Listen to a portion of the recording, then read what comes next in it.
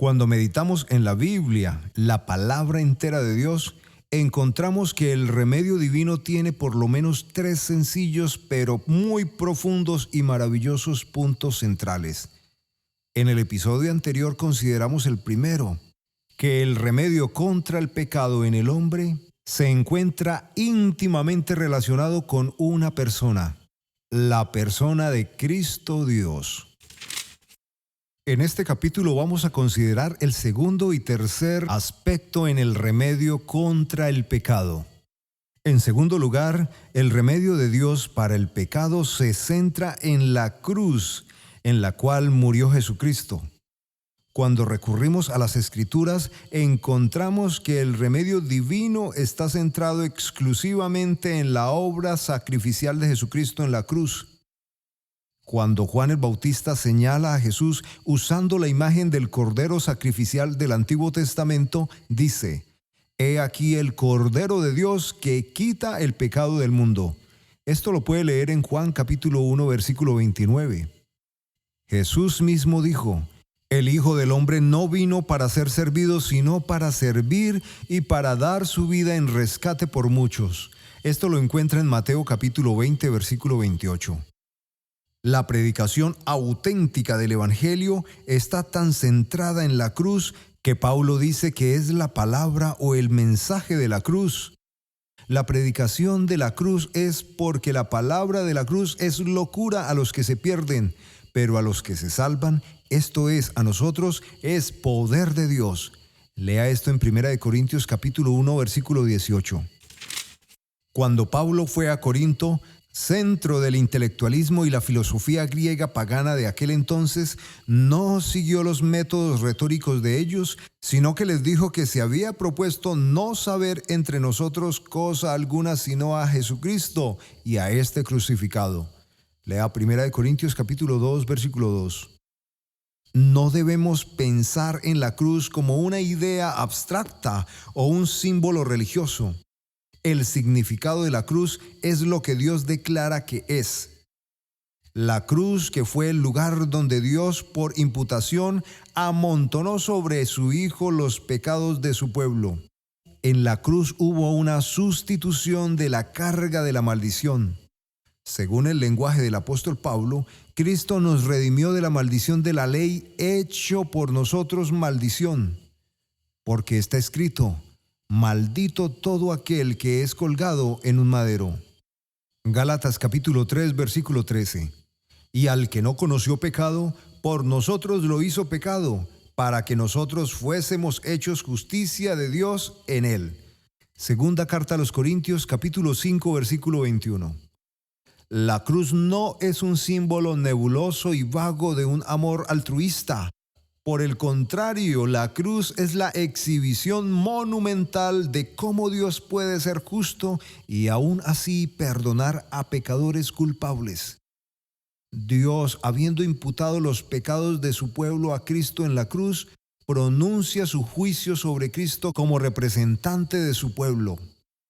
Allí en la cruz Dios derrama la copa de su ira sin incluir nada de misericordia hasta que su Hijo clama: Dios mío, ¿por qué me has desamparado? ¿Por qué estás tan lejos de mi salvación y de las palabras de mi clamor?». Cerca de la hora novena, Jesús clamó a gran voz diciendo: «Elí, Elí, lama sabactani». Esto es: Dios mío, ¿por qué me has desamparado? Léalo en Salmos capítulo 22, versículo 1, también en Mateo capítulo 27, versículo 46. En el Calvario, Dios está demostrando en el mundo visible lo que está sucediendo en el mundo invisible y espiritual. Cubre los cielos con oscuridad total para hacer saber a toda la humanidad que está arrojando a su Hijo a las tinieblas de afuera, que son las del infierno, que los pecados de todos los seres humanos merecemos. Jesús es colgado en la cruz en la posición de un criminal culpable, pero la sociedad no tiene más que un veredicto: «Fuera con él, crucifíquenlo, entréguenlo a la muerte». y Dios no interviene. A la vista del hombre, Dios está demostrando lo que está haciendo en la dimensión que ellos no pueden ver. Está tratando a su hijo como un criminal. Está obligando a su hijo a sentir en lo más profundo de su alma todo el furor de la ira que nos corresponde sentir a nosotros. En tercer lugar, el remedio de Dios contra el pecado es adecuado para todos y lo ofrece a todos sin discriminación.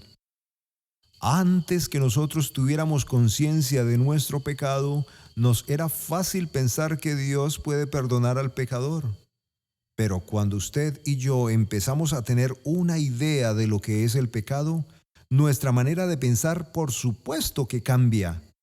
Nos vemos como gusanos en el polvo, criaturas cuya vida y cuyo aliento están en las manos de Dios en quien vivimos y nos movemos y somos. Esto lo afirma la palabra de Dios en Hechos capítulo 17, versículo 28. Empezamos a tomar en serio el hecho de que no nos hemos atrevido a desafiar a Dios, quien consignó a los ángeles a una oscuridad eterna cuando se rebelaron en su contra. Confesamos que este Dios santo ve las emanaciones de nuestro corazón humano, nauseabundo y corrupto. Entonces decimos: oh Dios, ¿cómo puedes ser tú otra cosa más que justo? Si me das lo que mis pecados merecen, lo único que tendré es tu ira y juicio. ¿Cómo puedes perdonarme y aún así ser justo? ¿Cómo puedes ser un Dios justo y hacer más que confiarme a un castigo eterno con esos ángeles que se rebelaron? Cuando comenzamos a sentir la realidad de nuestro pecado, el perdón se convierte en el problema más difícil contra el cual nuestra mente haya tenido que lidiar. Entonces necesitamos saber que Dios ha provisto a una persona, y está crucificada, como remedio adecuado para todos los hombres, el cual nos ofrece a todos sin discriminación. Si Dios hubiese puesto condiciones para la disponibilidad de Cristo, diríamos: de seguro que yo no satisfago tales condiciones, así que es indudable que no califico. La maravilla de la provisión de Dios es que viene con estos términos incondicionales. Escuche con atención. A todos los sedientos, venid a las aguas, y los que no tienen dinero, venid, comprad y comed. Venid, comprad sin dinero y sin precio vino y leche. Isaías capítulo 55, versículo 1. Todo lo que el Padre me da, vendrá a mí, y al que a mí viene no le echo fuera. Juan capítulo 6, versículo 37. Considere la hermosura de la oferta gratuita de misericordia en Jesucristo. No necesitamos que Dios venga del cielo y nos diga por nombre que podemos acudir a Él, que tenemos una oferta de misericordia sin condiciones en las palabras de su Hijo. Venid a mí todos los que estáis trabajados y cargados, y yo os haré descansar. Mateo capítulo 11, versículo 28. Los términos divinos son dos: arrepentirse y creer en Jesucristo. Está escrito desde los primeros tiempos del ministerio de Jesús. Después que Juan fue encarcelado, Jesús vino diciendo: el tiempo se ha cumplido y el reino de Dios se ha acercado. Arrepentíos y creed en el Evangelio.